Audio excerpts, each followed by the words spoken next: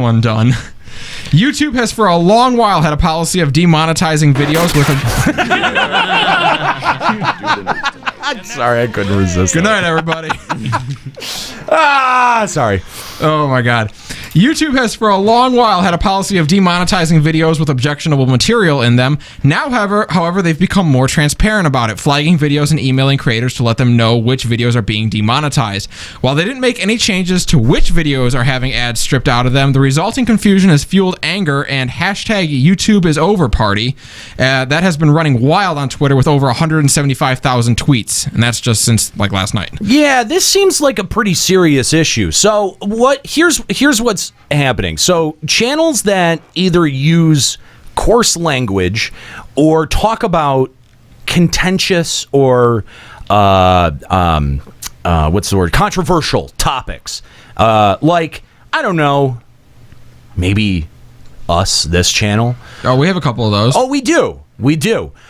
So apparently for about the past year, YouTube has been trying to make its agreements with advertisers that advertise on YouTube more agreeable by making sure that advertisers are getting their ads played on content that they don't find objectionable. Right, things they would want attached to their company. Right.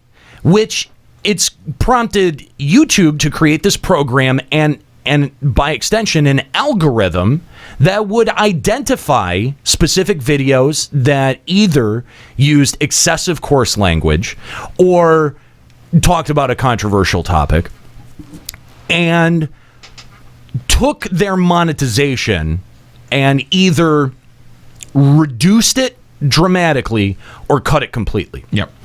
Now the problem is like in the same way that YouTube videos are being flagged for content violations, it is very similar to what is going on here, where it's an automated process. And now that it has been made, and it's very not that public. It's very public because what they did was, before you would have to really go into your analytics and look at like a day-by-day breakdown and know roughly what you earn in monetization for any given video. You'd actually have to go through your analytics tools and find it on the chart to be able to discover, oh, this video isn't getting, despite the fact that it has 100,000 views, I'm not seeing an increase in my revenue. Most channels would put that stuff out there and take in whatever revenue would come in, and not, I mean, I would say I don't want to speak for YouTube channels because we're not, spoiler alert, we're not really a YouTube channel. If you're watching this on YouTube right now, guess what? FinalEncounterCast.com is where we actually put the main product, and YouTube for us, total afterthought. It's all gravy. Total afterthought. Okay, so what YouTube, like YouTube creators, I think don't actually use all of the analytics tools that they're given. I think a lot of them really take that kind of stuff for granted. And so not many YouTube creators knew that this was even going on. That based on their content, that their videos were being flagged for inclusion and monetization or not. And once YouTube made that a part of the tools that are provided for creators to see exactly which videos were being monetized and which weren't, a lot of very vocal, notable YouTube creators came out and said, wow, this is really messed up. There's there's a handful of specific pieces of content that people have pointed to say, this is something specifically that this is the reason I think that this video got taken off. The Brock Turner rape case was one of those. It was almost any video with that tag was absolutely taken out of monetization. Yep. And this now there's. Well, the problem is like everything else with YouTube, it only kind of works. Yes. It's not working the way it's supposed to. And a lot of creators have contested this decision, and it's gone to a review before a human, and they've gone, oh yeah, no, this is totally fine. Working as intended. No.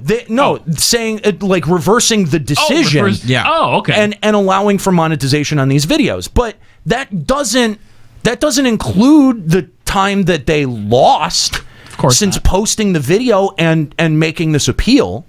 And it's only recently, within the last couple of weeks, that we've even seen an appeal process be possible.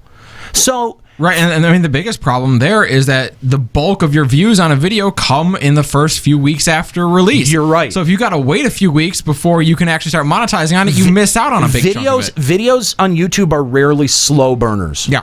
You rarely have them up for a couple of months and then people find them. That doesn't happen very often, especially with a content creator who's making week over week or even daily content, right? Yep. A lot of these people, a lot of these creators do rely on YouTube as a major source of income, a gigantic source of income for them.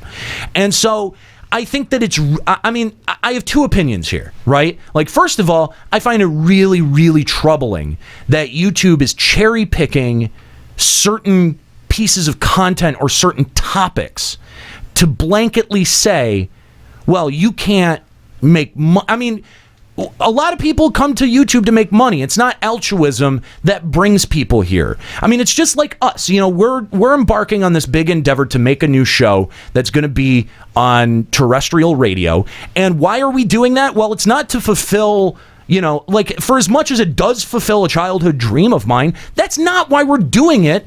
It's because it has the potential to make us a lot of ad money. That's one of the driving reasons that we're doing this. Hey, full disclosure, if you think that we're above making money here at Limit Break Radio and Final Encountercast, you're wrong. You're wrong. We want to do this full time. We want to do this even more. And so to be able to do that takes funding. We got to be able to eat. We got to be able to pay for rent. We got to be able to pay for equipment. All of that takes money. And unless I want to divide my time between doing this and working my ass off at a radio station, or worst case scenario, a Subway or a McDonald's, if I wanted to split my time between doing that and doing this, we could continue doing the show every week on Twitch with your support on Patreon until the cows come home. Yeah, right. Exactly. But to be able to take it to the next level, we can't. We said this before. We can't honestly ask our audience to bear that responsibility. That's got to be on us somehow, right? So, here's the other side of my opinion. While I find it really troubling that YouTube is using content like the Brock Turner rape case as a reason to allow or not allow somebody to make money. At the same time, this is YouTube's site. This is Google's site. They own YouTube. When you signed up for YouTube and you signed up for with all those terms of service, you agreed to their rules, 100%. No, you don't get to rewrite the terms of service. That's not something that you have. You don't get to put an addendum in there. You don't get to put an asterisk in there and go, oh, but this part doesn't apply to me. Right. You are completely beholden to their rules, which means that if they want to change the rules mid-game, they can do that because you said, I agree. So if you are a channel or you are a content creator that is relying 100% off of your income from the hits that you receive on YouTube, you're a bad business person. You're bad. You're bad at business. And I'll tell you why. Because no one who does this seriously only has one income source. No one who does this and is an upstart and does it DIY with, not a whole lot of backing, nobody does it that way. Nobody does it that way. And it's stupid to do it that way because you limit your options for the most vital thing that you need for your show or for your product to succeed. And you are completely beholden to anyone else's rules. I mean, that's why we have limitbreakradio.com and we distribute the show as a podcast. It's why we have finalencountercast.com and we distribute it as a podcast, and we think of the show and our product as a podcast and not a YouTube show. We decided not to monetize our videos on YouTube because we knew that it wasn't reliable. Well, and I mean, it's the same thing for like Twitch. We would never let it get to a point where we were dependent on Twitch. Exactly. For our income. Twitch income that we get off there, it's great. It's gravy. We love it. Yes. But we don't depend on it. Right. It should be, you should look at YouTube income as a bonus. This is just like the musicians who will look at the amount of plays that they get off of Spotify or off of YouTube, and then they go, well, why aren't I getting any money off of the 6 million plays that I got on Spotify this month? The reason for that is because that is your promotion. You need to look at that like artists used to look at radio spins. That's your exposure. What you need to do is you need to sell people on the quality of your work to make them buy the record, to make them come out to the show. That's where you make your money. Right. Spotify is your gateway to being able to sell merch or being able to sell tickets or being able to sell a CD. Exactly. Yeah. Exactly. And we sort of look at it, in the same way. YouTube is just a way for more people to find the show. It's not the way that we prop up this business. And for those YouTube creators who have been put in a position where like their channels may disappear, have only themselves to blame. Honestly, it's not that I don't have sympathy for them. I do. And it's a shitty decision that Google has made. But are you that surprised? Honestly, when you think about it, are you really that surprised that maybe McDonald's doesn't want their logo splashed across the 14-minute rant that you did about abortion? Yeah. McDonald's is a company that is really careful about what it advertises either side of on the news. Right. Don't sit here and tell me that they don't have a vested interest on what they advertise around, because they absolutely do. And they're going to be they're the ones that put pressure on sites like YouTube that are the distributors of this content, and they're the ones coming to them and saying, look, we're going to take our money elsewhere unless you can ensure that our ads are running around the content that we find personally acceptable. Right.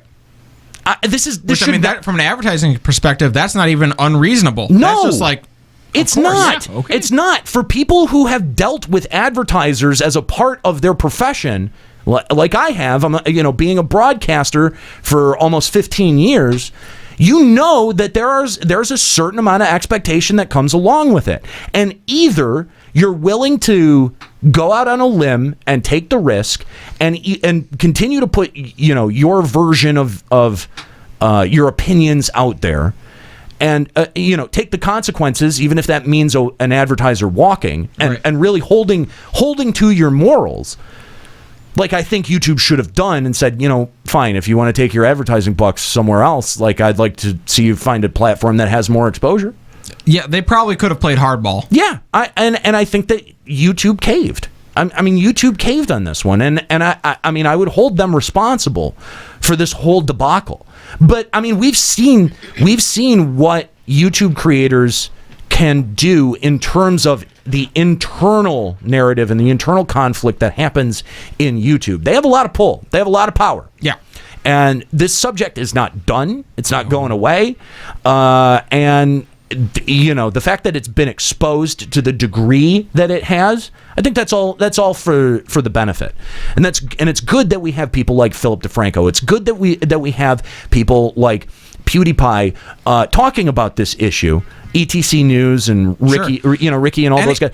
It's good that we have them talking about this issue, because this is exactly what this really just sort of made me feel good about the decisions I've made for our show and our site. Well, and discussion's always proactive, so the fact that this issue is being brought to light and being discussed should produce a more positive result. I would hope so, and it really depends on what on what kind of pressure YouTube legitimately feels. If it feels like some of its biggest creators are going to walk because of this, and they could, and they would, I think they would be justified to walk too. That.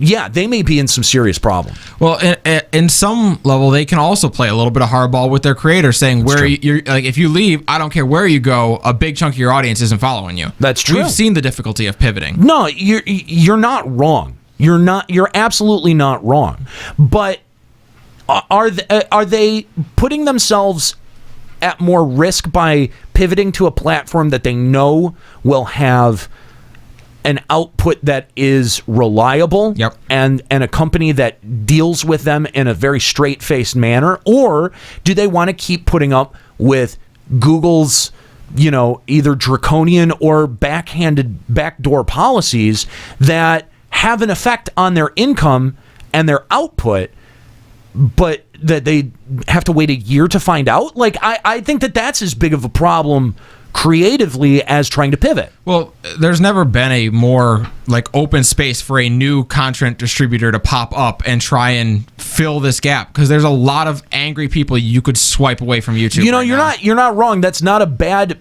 bad positioning statement for someone who is trying to compete with YouTube. And we'd like to announce our new content distribution network. MeTube. BlueTube. Yeah, right. Yeah. You noob. Yeah, that's not bad. There we go. That's not bad. I like that. Look forward to it. It's all bad.